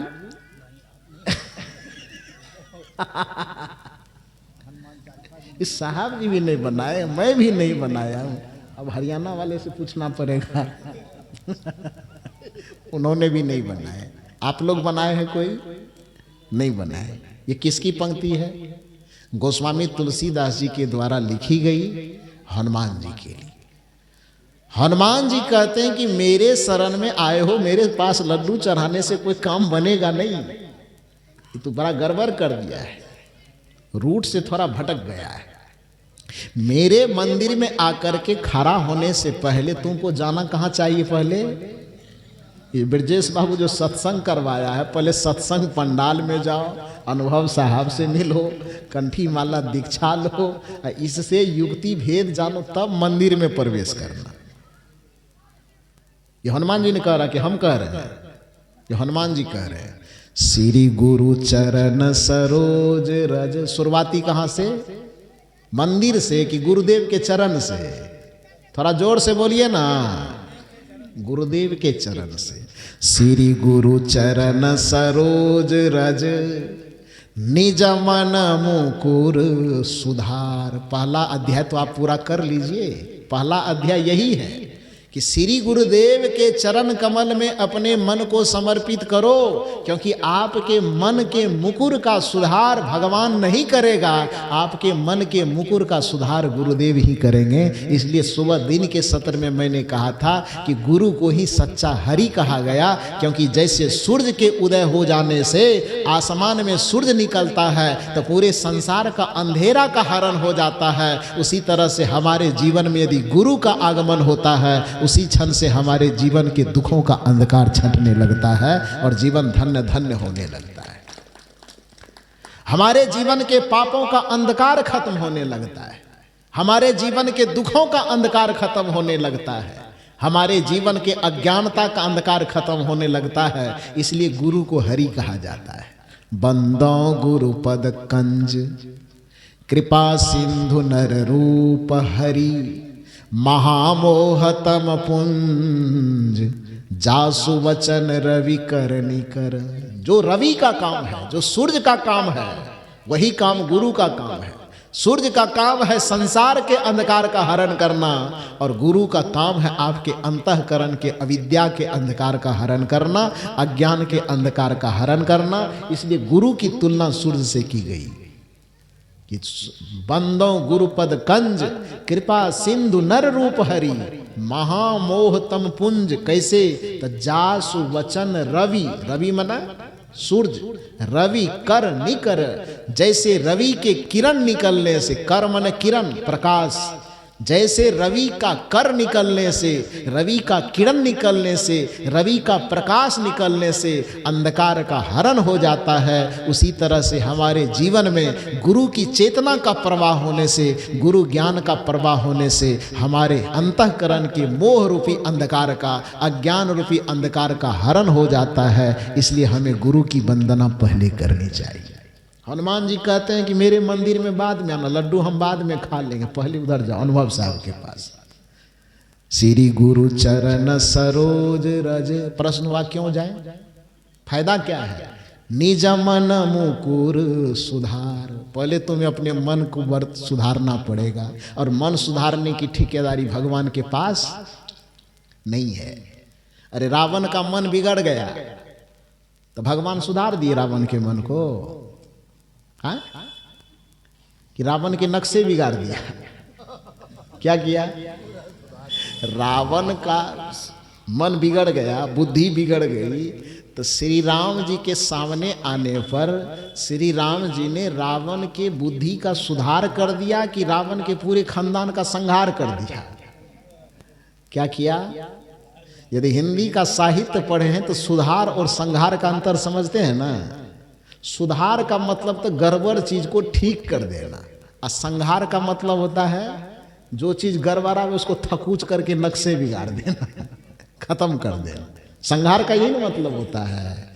तो श्री राम जी के सामने में रावण आ गया, बेचारा बुद्धि का बिगड़ा हुआ आदमी। आया कि नहीं आया? तो बुद्धि विचार संस्कार रावण का बिगड़ा, वो राम जी के सामने आए तो राम जी ने उसका सुधार किया कि संहार किया? बोलिए थोड़ा। संहार किया। कृष्ण जी के सामने में बिगड़ी बुद्धि वाला कंस आ गया, बेचारा जरासंध आ गया, पूतना आ गई, तो कृष्ण जी उसका सुधार किए कि बस डायरेक्ट वृंदावन बिहारी लाल की। क्या किए? सुधार किए कि संहार? संहार के सुधार नहीं कर सके, क्योंकि सुधार की ठेकेदारी उनके पास नहीं, सुधार की ठेकेदारी हमारे साहब जी के पास है ना। संत और भगवंत का अवतरण इस धरती पर होता है दो कारणों से। भगवंत का अवतरण होता है जब पाप बढ़ जाए तो पापियों के संहार के लिए, और संत का अवतरण होता है जब पाप बढ़ जाए तो पापियों के सुधार के लिए। और जो व्यक्ति आपका संहार ही कर देगा तो वो आपका उद्धार कैसे करेगा जी? उद्धार कौन करता है? संहार करने वाला। ये उद्धार करता है सुधार करने वाला। जो सुधार करे वही हमारा उद्धार कर सकता है। जो संहार ही कर दिया तो फिर उद्धार क्या करेगा? डफली बजाएगा, उद्धार कैसे होगा? यही कारण है कि भगवान बुद्ध यदि गुरु के रूप में है तो भगवान बुद्ध के शरण में बिगड़ी बुद्धि वाला उंगलीमाल पहुंच गया। अब आप बताइए कि भगवान बुद्ध ने उंगलीमाल का संहार किया कि सुधार किया? इधर वाले बोलो, बड़ा गप कर रहे हो आप लोग। प्रवचन नहीं सुनना है? नहीं सुनना है तो हम अकेले बोलते रहे और आप उधर गप करते रहो, तो हमको बुखार चढ़ा है बोलने के लिए? बताओ। ये कम से कम कह दो कि प्रवचन सुनने में ठीक नहीं लगता, बंद कीजिए, तो हम तुरंत बंद कर देंगे। मैं निवेदन करता हूं कि भगवान बुद्ध के शरण में एक बिगड़ा हुआ बुद्धि वाला आदमी जो लोगों का गला काट रहा है, लोगों की हत्या कर रहा है, लोगों का खून बहा रहा है, बुद्धि बिगड़ गई तब ना। वो बिगड़ी हुई बुद्धि वाला आदमी भगवान बुद्ध जो संत के रूप में है, जो गुरु के रूप में है, उस गुरु रूप भगवान बुद्ध के सामने में वो बिगड़ी बुद्धि वाला, बिगड़ा संस्कार वाला व्यक्ति पहुंच गया। बुद्ध ने उसका संहार किया कि सुधार किया? संहार किया, सुधार किया। रत्नाकर जिसको कहते, जिसने राम कथा लिखी वाल्मीकि जी ने, उसका पूर्व नाम क्या था? रत्नाकर।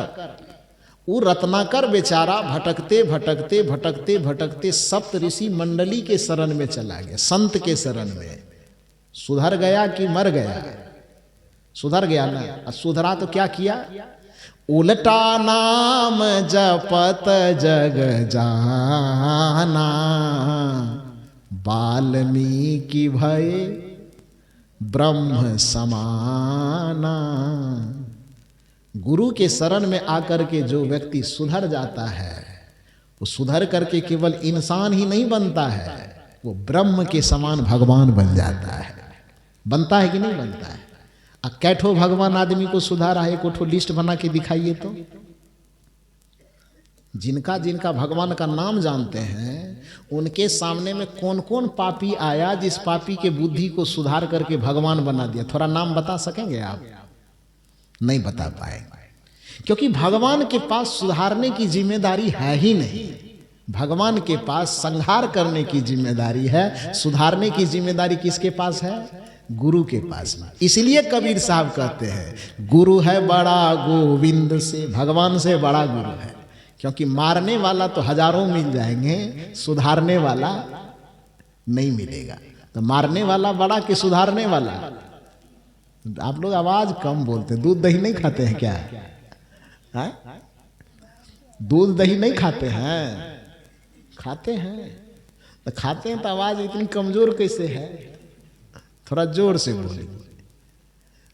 सब बड़ा यदि तुलना किया जाएगा तो मारने वाला बड़ा होगा कि सुधारने वाला बड़ा होगा? सुधारने वाला बड़ा होगा। और सुधारता कौन है? गुरु। इसलिए कबीर साहब कहते हैं जरा सा विचार करके देखोगे तो पता चलेगा कि गुरु है बड़ा गोविंद से। गोविंद से बड़ा है कौन? गुरु। क्यों बड़े हैं भाई? तो मन में देख विचार, जरा सा मन में विचार करके देखो तो अपने आप पता चल जाएगा। हरि सिर जय तो बार बार, यदि भगवान सिरज देगा तो बार बार तुम आवागमन के चक्र में आओगे भी जाओगे भी, लेकिन एक बार गुरु के शरण में आकर के तुम्हारी चेतना सुधर गई तो एक ही धक्का में आवागमन के चक्र को पार कर जाओगे। इसलिए गुरु का दर्जा भगवान के दर्जे से बड़ा माना जाता है। बात समझ में आई? तो आ गई।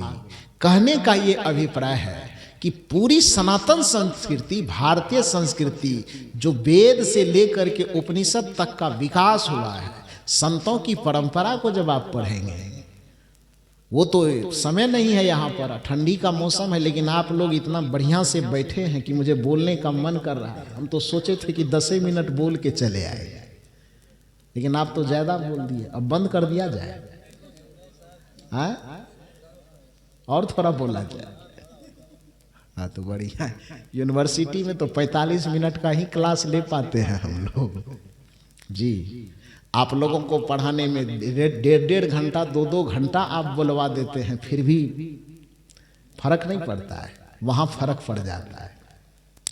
कहने का ये अभिप्राय है, जिस दर्शन की बात कर रहे हैं, आपको मालूम होना चाहिए कि जिस समय मैं PhD कर रहा था तो PhD करने में सरकार के तरफ से जो हमको सब्जेक्ट दिया गया कबीर साहब के ऊपर लिखने के लिए, तो टॉपिक ही दिया गया था कि संत कबीर के संतमत दर्शन में आदर्श राष्ट्रीयता के सूत्र, कि कबीर साहब के किन किन विचारों को आधार बना करके डॉक्टर भीमराव अंबेडकर ने संविधान लिखा, उसको उस चीज में मैंने गुम्फित करने का प्रयास किया कि भारतीय संविधान में कबीर के लोकतांत्रिक मूल्य क्या क्या है, भारतीय संविधान में कबीर का आध्यात्मिक मूल्य क्या क्या है, भारतीय संविधान में कबीर के पारिवारिक और सामाजिक मूल्य क्या क्या है। इन सारे चीज़ों को एक एक अध्याय में बांट बांट करके हम लोगों ने लिखा है।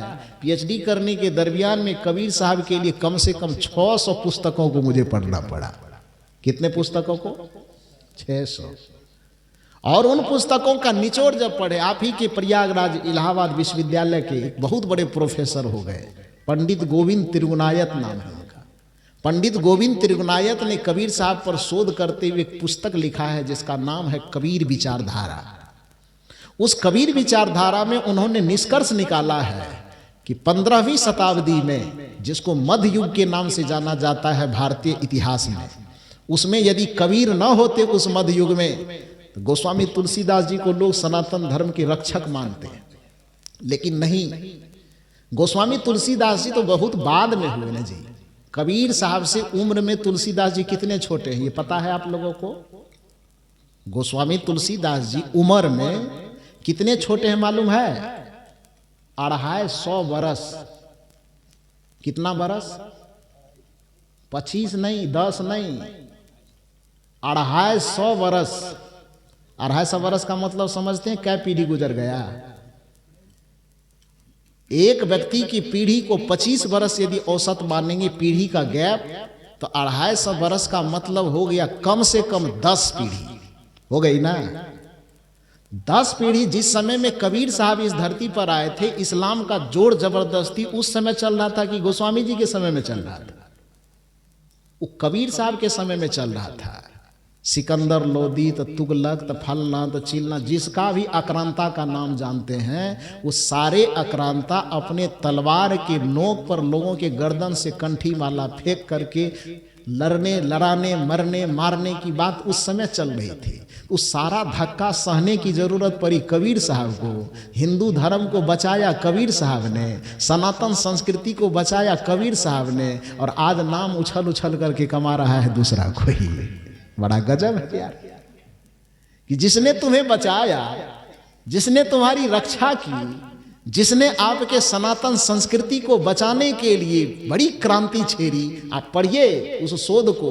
और शोध कोई बाबाजी का लिखा हुआ चीज नहीं होता है, वो सरकार के द्वारा दी गई विषय होती है। और उस पर शोध करने वाले को कितना मेहनत करना पड़ता है, शायद जो पढ़े लिखे होंगे वही व्यक्ति इस बात को समझ पाएंगे। तो पंडित गोविंद त्रिगुणायत ने उसमें लिखा है, जो इलाहाबाद विश्वविद्यालय के कभी प्रोफेसर रह चुके, उन्होंने अपने शोध ग्रंथ में लिखा कि यदि 15वीं शताब्दी में मध्य युग में जो भारत का आक्रांत युग था, संक्रमण काल से भारत की संस्कृति गुजर रही थी, उस समय में यदि कबीर न होते तो सनातन धर्म का आज नामो नक्शा नहीं बचता। सनातन धर्म को बचाने का यदि सबसे जबरदस्त बीड़ा किसी ने उठाया तो उस महापुरुष का नाम कबीर है, उस संत का नाम कबीर है। और कैसे बचाया? तो बताया उसी को जिसको विवेकानंद अमेरिका में जाके फैला रहे थे। वही जो मैंने बताया कि वेद के 4 हिस्से, तो 3 हिस्से तो पहले से बंद है, तो 3 का प्रचार कोई कैसे करेगा? चाहे विवेकानंद करे कि कबीर करे कि बुद्ध करे कि महावीर करे कि कोई करेगा, तो प्रचार 3 का कैसे करेगा? प्रचार चौथा का न करेगा। और चौथा को कभी आप देखे है ही नहीं, तो इसलिए लगता है कि भैया ये कहाँ से नया ज्ञान आ गया। वो जिस ज्ञान को आप देखे ही नहीं है, तो वो ज्ञान तो आपको अनूठा लगेगा ना। जरा सा आप उपनिषद को जाके पढ़िए, जरा सा आप वेदांत को जाकर के पढ़िए, जरा सा आप ब्रह्मसूत्र को जाकर के पढ़िए, जरा सा आप नागार्जुन के महाशून्यवाद को पढ़िए जो बौद्ध दर्शन है, जरा सा आप शंकराचार्य के जाको पढ़िए अद्वैतवाद का दर्शन, तब आपको समझ में आएगा कि सनातन धर्म क्या है। और सनातन धर्म को जो आप देवी देवता सत्यनारायण कथा पूजा पाठ तक सीमित करके रख दिए हैं, तो अपने दिमाग के खिड़की को थोड़ा खोलना होगा। और जब दिमाग के खिड़की को खोलेंगे तो उसमें सबसे पहला चीज जो झलकेगा वह यह झलकेगा कि कबीर साहब सनातन के विरोधी नहीं हैं, बल्कि कबीर साहब सनातन के सबसे बड़े रक्षक के रूप में आपको दिखाई देंगे। तो इसलिए ये बात यदि किसी की धारणा में बैठी हो कि कबीर साहब किसी को नहीं मानता है, नहीं, कबीर साहब को समझना होगा। समझने पर यह पता चलेगा कि गुरु की भक्ति भी सनातन संस्कृति के हिस्सा की भक्ति है। वेद की भक्ति गुरु की भक्ति पर ही आधारित है। रामचरितमानस की भक्ति गुरु भक्ति पर आधारित है। वाल्मीकि रामायण की भक्ति गुरु भक्ति पर। अब भगवान के पिताजी जब ये कह रहे हैं कि भक्ति सार्थक करना हो तो जे गुरु चरण रेणु सिर धरही तेजन सकल विभव बस करही, तो इससे ज्यादा और अलग से प्रमाण लेने की क्या जरूरत है। भगवान शंकर के लिए जब अभी जो सुन रहे थे, गोस्वामी जी ने कहा कि बिन गुरु भव निधि तरई न कोई, या जौ बिरंच शंकर सम होई। तो ये भी तो रामचरितमानस की पंक्ति है। क्योंकि आप जानते हैं कि संसार में छोटे मोटे हर एक प्रकार के दुख हुआ करते हैं। माथा दर्द किसी का है, पेट दर्द किसी का है, किसी का लड़ाई है, किसी का झगड़ा है, किसी का पति पत्नी का विवाद है। तो ये छोटे मोटे दुख तकलीफ बहुत हुआ करते हैं। गोस्वामी तुलसीदास जी जिस समय हुए, उस समय संसार के लोग जब गोस्वामी जी के प्रभाव से प्रभावित हुए तो गोस्वामी जी के पास दौड़े दौड़े जाते थे। छोटा मोटा कोई भी दुख हो गोस्वामी जी को सुनाते थे, गोस्वामी जी आप कुछ दया कीजिए दुख दूर हो जाए। गोस्वामी जी तो चूंकि राम जी को इष्ट मानते थे, तो इसलिए गोस्वामी जी के पास कोई समस्या लेके जाए कि हम बहुत गरीब हैं, हमारी गरीबी को दूर कर दीजिए, आशीर्वाद देके, तो गोस्वामी जी कहते थे तेरा राम जी करेंगे बेड़ा पार, उदास मन काहे को करे। तुम्हारा राम जी बेड़ा पार कर देंगे, जाओ, राम जी की कृपा से दया से सब ठीक हो जाएगा। ये आशीर्वाद देकर के भेज देते थे। लोग संतुष्ट होकर अपने घर आ जाते थे। फिर कोई दूसरा आदमी कोई और तकलीफ लेके गया कि हमारे बच्चे की नौकरी नहीं लग रही है, गोस्वामी जी कृपा कीजिए। गोस्वामी जी कहते बस चिंता मत करो, तेरा राम जी करेंगे बेड़ा पार, उदास मन काहे को करे। बस ये फार्मूला, फिर लोग चले जाए। मैंने कोई आदमी किसी भी प्रकार की तकलीफ लेके आ जाए, गोस्वामी जी बस यही फार्मूला सबको कहते चले जाते। संजोग की बात, हमारे श्री अनुभव साहब जी के प्रवचन को सुन करके इब्राहिमपुर का एक आदमी गया गोस्वामी जी के पास। अब हमारे प्रधान जी गए होंगे, वही गए होंगे हमको लगता है। तो प्रधान साहब चले गए गोस्वामी जी के पास। उन्होंने कहा गोस्वामी जी हम अनुभव बाबा के प्रवचन सुन करके आए हैं, हम भी एक दुख से बड़े दुखी हैं, वो दुख कैसे दूर हो। गोस्वामी जी को लगा धूप 75 आदमी तो यही दुख लेके आया, सबको एक टेबलेट दिए, तेरा राम जी करेंगे बेरा पार, अब उदास मन काहे को करे। तो प्रधान जी भी आया होगा ऐसा ही दुख लेकर के, तो इसको भी यही टेबलेट पकड़ा देंगे, काम चल जाएगा। लेकिन वो तो अपने दिमाग से दुख लेके नहीं गए थे ना, अनुभव बाबा के प्रवचन से सुन के गए थे, अनुभव बाबा के अनुभव से सीख करके गए थे। उन्होंने कहा गोस्वामी जी दुख मेरे पास भी है, लेकिन वह दुख बच्चे की नौकरी न लगने का दुख नहीं है, पत्नी से झगड़ा का दुख नहीं, पेट दर्द माथा दर्द का दुख नहीं है। वो दुख कौन सा है? आवागमन का दुख है, भवचक्र का दुख है, जन्म और मरण का दुख है, बंधन का दुख है। वो दुख कैसे दूर होगा। अब गोस्वामी तो जो एक ही टेबलेट सबको देते जा रहे थे, गोस्वामी जी को लगा है जरा फेरा में पड़ गए, ये प्रधान जी अपने मन से आया नहीं है, अनुभव बाबा के द्वारा भेजा गया है। तो गोस्वामी जी को लगा कि यदि इसको भी कह दें कि तेरा राम जी करेंगे बेरा पार, तो बड़ा मुश्किल हो जाएगा, तब क्या करें। गोस्वामी जी ने यहाँ पर दिमाग लगाया और उन्होंने कहा कि तुम्हारा पेट दर्द माथा दर्द बेटा बेटी दुनियादारी का कोई दुख होगा तो इसमें हम एक हवा चला देंगे, तेरा राम जी करेंगे बेरा पार, उदास मन काहे को करे। लेकिन आवागमन के चक्र से मुक्त होना हो, जन्म मरण के बंधन से मुक्त होना हो, मोक्ष पद को पाना हो, तो वहाँ राम जी की कृपा काम नहीं करेगी। तब वहाँ कौन सी कृपा चाहिए? बिना गुरु भावनिधि तरई न कोई भी हो, चाहे वो ब्रह्मा क्यों न हो, विष्णु क्यों न हो, शिव क्यों न हो, क्योंकि जौ बिरंची शंकर सम, बिरंची मने ब्रह्मा और शंकर मने विष्णु, शंकर मने शिव, और बीच में विष्णु जी छूट गया तो काहे छोड़िएगा, उसको भी जोड़ दीजिए। हाँ, तो जौ बिरंची शंकर सम, सम का मने, सम मने क्या? बराबर। कि आप इतनी पूजा कर लीजिए, इतना पाठ कर लीजिए, इतना रिद्धि सिद्धि प्राप्त कर लीजिए कि ब्रह्मा विष्णु शिव के चेला होने की बात छोड़ दीजिए, उसके बराबर के कुर्सी में भी आपका कुर्सी पहुंच जाए। इतना करने के बावजूद भी जब तक सदगुरु के शरण में आप नहीं आएंगे तब तक आप भवसागर को पार नहीं करेंगे, आवागमन के चक्र से मुक्त नहीं होंगे। ये कबीर साहब कह रहे हैं कि तुलसीदास जी कह रहे हैं। कौन कह रहे हैं? तुलसीदास जी कह रहे हैं। तो गुरु का महत्व है कि नहीं है? सनातन संस्कृति में गुरु का महत्व है ना। चाहे आप वेद से मानो कि रामायण से मानो कि गीता से मानो कि दुनिया के किसी शास्त्र से मानो, और कोई नहीं मानना तो हनुमान जी से मान लो, नहीं तो गदा से चूड़ देगा वो।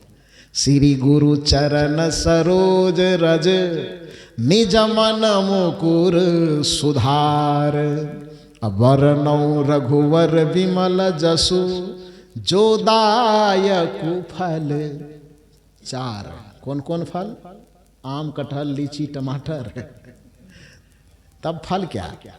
अर्थ धर्म काम और मोक्ष। ये चारों फल की प्राप्ति का सीढ़ी यह है कि गुरु के चरण से शुरुआत करो, और गुरु के चरण में आकर के भगवान के स्वरूप को समझो, और भगवान ईश्वर परमात्मा के स्वरूप को समझ करके और तब उसकी भक्ति करो। गुरु के चरण को छोड़ करके आप ईश्वर के स्वरूप को समझ ही नहीं पाएंगे तो फिर ईश्वर के स्वरूप की पूजा कैसे करेंगे। इसीलिए यदि किसी व्यक्ति को लगता है कि केवल भगवान के मंदिर में जाकर के घंटी बजाने से मेरा काम चल जाएगा, तो उस व्यक्ति को हनुमान जी से ही पूछना चाहिए। जय जय जय हनुमान गोसाई। आगे आप बोल दीजिए, हम नहीं बोलेंगे। उत्तर प्रदेश वाले का इतना कर्जा हम नहीं खाए हैं, तो मैं कैसे बोलूं? तो अकेले हम बोलूं और आप चुप रहे, ऐसा नहीं हो सकता है। तो इसलिए आधा मैं बोलूं आधा आप बोलिए। जय जय जय हनुमान गोसाई। क्यों कृपा करेगा गुरुदेव? क्यों करेगा? आप कहते हैं कि गुरुदेव वाला भक्ति तो हमरा है ना, हम तो भगवान वाला है। गुरुदेव वाला तो कबीरपंथी सबका है। क्यों करेगा गुरुदेव कृपा? हनुमान जी कहते भैया ऐसा है कि मेरा कृपा एक तरफ और गुरु जी की कृपा एक तरफ, और यदि दोनों तरफ का मुहर नहीं लगेगा तो तुम्हारी कृपा फेल कर जाएगी, करेगी ना। इसलिए लड्डू हनुमान जी के चरण में, भगवान देवी देवता के चरण में कितना भी लड्डू चढ़ाओ, लेकिन कृपा पास तभी होगा जब अंत में किसका मुहर लगेगा? जय जय जय हनुमान गोसाई, कृपा करहूं गुरुदेव की। नाई, नाई नहीं, नाई माने बाल दाढ़ी बनाने वाला, नाई मतलब अवधि में नाई को जैसे कहा जाता है ना, नौआ का अंशवा दीर्घई नाई। संस्कृत में जिसको यथा बोलते हैं उसी को हिंदी में जैसे बोलते हैं, और उसी बात को अवधी भाषा में नाई बोलते हैं ना। तो जय जय जय हनुमान गोसाई, कृपा करहूं गुरुदेव की नाई। गुरुदेव जैसे कृपा करते हैं, हे हनुमान जी आप भी मेरे ऊपर कृपा करना, तो भगवान वाला कृपा मत करना। तब कौन कृपा करना? गुरुदेव वाला कृपा करना। बात समझ में आई? तो जब भगवान के मंदिर में जाने के बावजूद भी अंततः कृपा हमको गुरुदेव वाला ही चाहिए, तो दुकान गुरुदेव वाला, सामान किसका वाला? भगवान वाला। जब गुरुदेव के ही कृपा चाहिए तो गुरुदेव के ही दुकान में, मंदिर में आओ ना। और गुरुदेव का दुकान क्या है, गुरुदेव का मंदिर क्या है? गुरुदेव के दुकान और गुरुदेव के मंदिर को ही ये सत्संग कहा जाता है। कहा जाता है ये गुरु के ज्ञान का दुकान है। ये सत्संग जो है, यहाँ पर सत्य का सौदा होता है, धर्म का सौदा होता है, चिंतन का सौदा होता है, त्याग और वैराग्य का सौदा होता है। इसलिए गुरु का दुकान यदि कोई है तो उसका नाम सत्संग है। गुरु का मंदिर यदि कोई है तो उसका नाम सत्संग है। तो अंत में जब आपको कृपा गुरुदेव की नाई ही चाहिए, तो मंदिर में जाना न जाना वो आपकी मर्जी है, लेकिन आप गुरुदेव के चरण में आकर के अपने मन मुकुर का सुधार कीजिए। और जब मन मुकुर सुधर गया तो राम जी ने स्वयं प्रतिज्ञा की है कि नीरमाल माना जाना सो मोहि पावा, मोहि कपट छल छिद्र न भावा। यही बात कबीर साहब कर रहे, मिर्ची क्यों लग रही है? राम जी ने कहा निर्मल मन जन सो मोहि पावा, मोहि कपट छल छिद्र न भावा।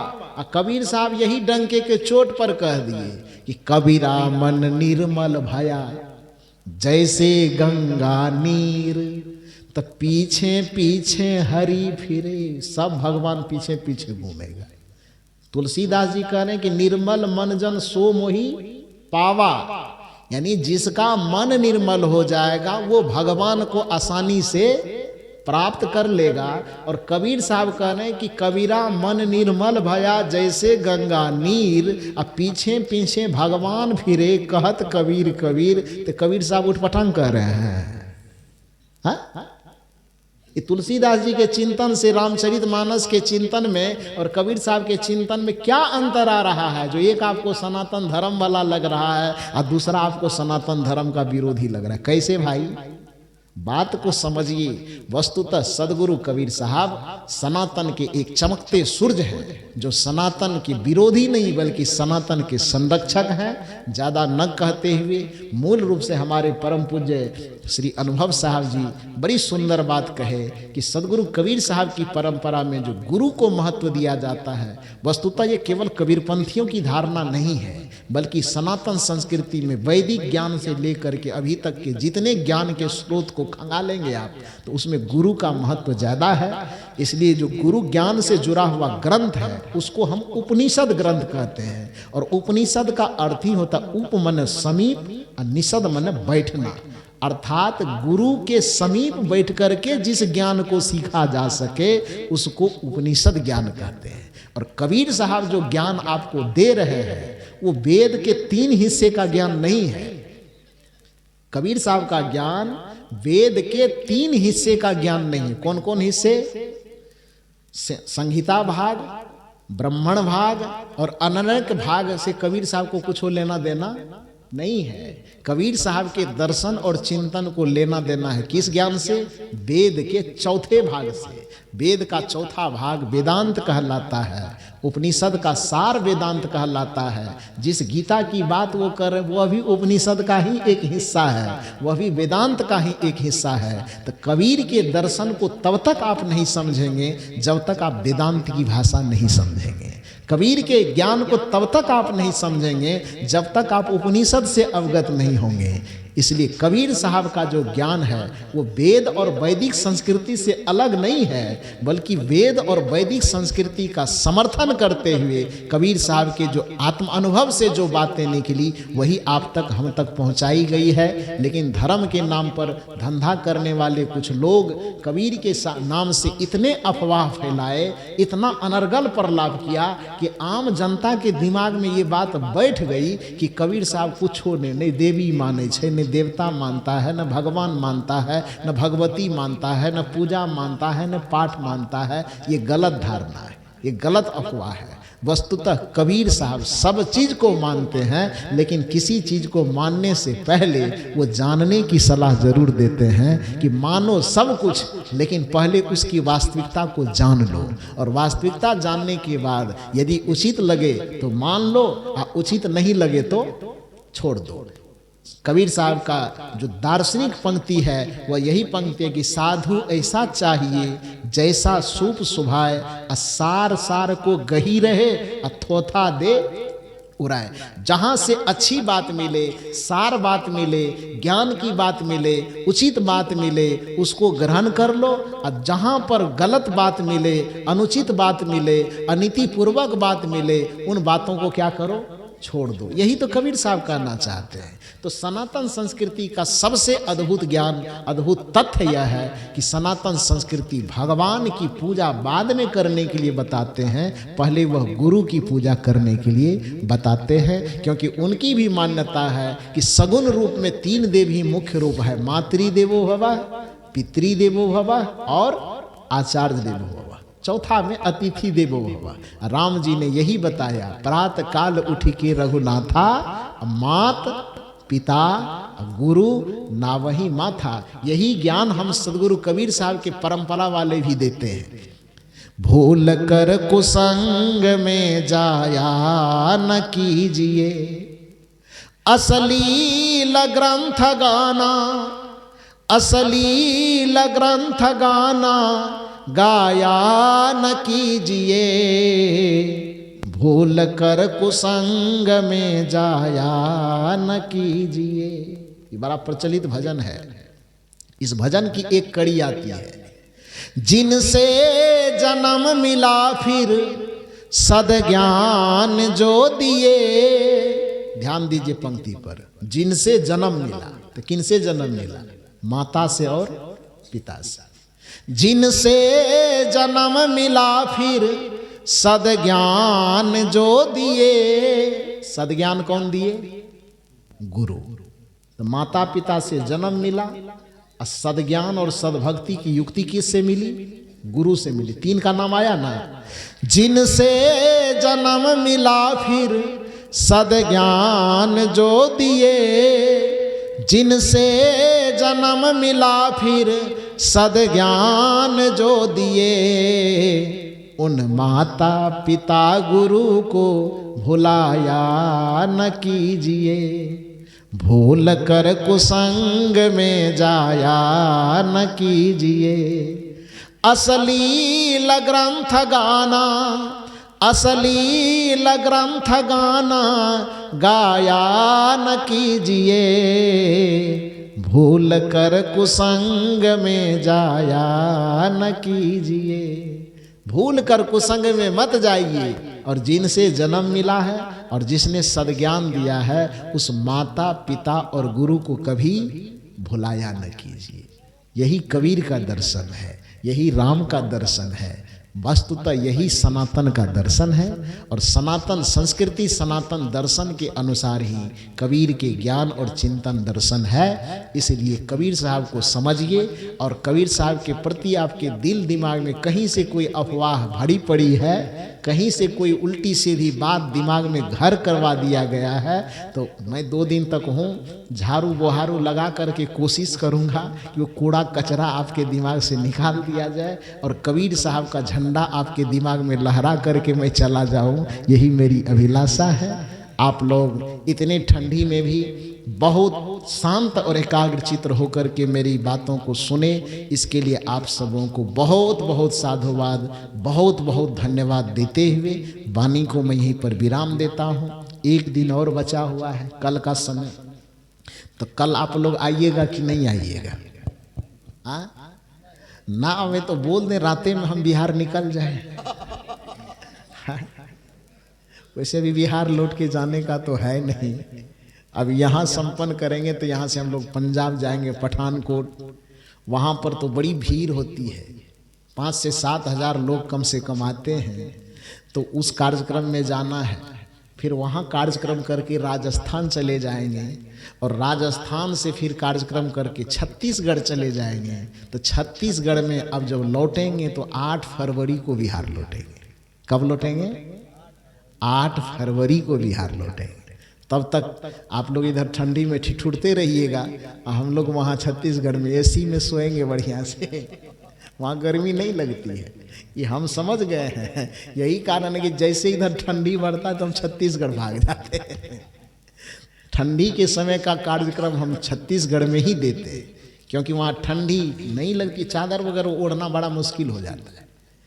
मंच पर जब तक कूलर नहीं लगाएगा तो प्रवचन करने में पसीना छूटता है। तो इसीलिए 2 महीना जब तक इधर आप लोग रजाई में ठिठुरते रहिएगा, तब तक हम लोग उधर कूलर का मजा लेते रहेंगे।